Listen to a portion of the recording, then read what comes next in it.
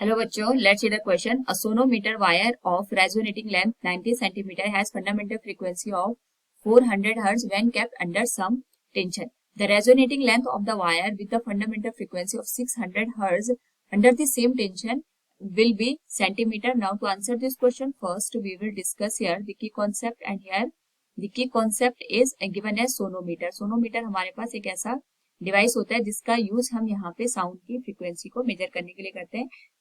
And साथ में हम यहाँ पे देखते हैं कि हमारे पास जो फ्रीक्वेंसी होती है वो लेंथ के डायरेक्टली प्रोपोर्शन में आती है। जो हमारे पास क्वेश्चन में रेजोनेटिंग लेंथ दे रखी है, इसी लेंथ को हम यहाँ पे ऐसे इंडिकेट कर रहे हैं। तो क्वेश्चन में हमारे पास जो रेजोनेटिंग लेंथ है वो 90 सेंटीमीटर है फर्स्ट केस में, और इसके करस्पॉन्डिंग 400 हर्ट्ज की हमें फ्रीक्वेंसी देखने को मिल रही है। जब हमारे पास फ्रीक्वेंसी 600 हर्ट्ज की हमें चाहिए होगी फंडामेंटल फ्रीक्वेंसी, तो हमें लेंथ कितनी रखनी पड़ेगी। एंड यहाँ पे हम देखेंगे कि फर्स्ट जो हमारे पास यहाँ पे फ्रीक्वेंसी है वो लेंथ के इनवर्सली प्रोपोर्शन में आएगी, तो हम इसको इस तरीके से लिख सकते हैं f1 by f2 will be given as L2 by L1।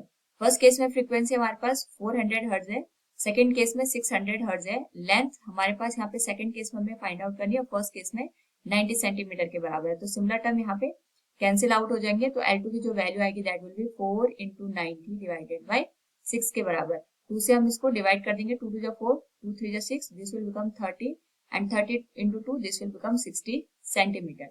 सो हमारे पास जो करेक्ट आंसर आएगा that will be 60 centimetre. Hope all understood it. Thank you and best of luck.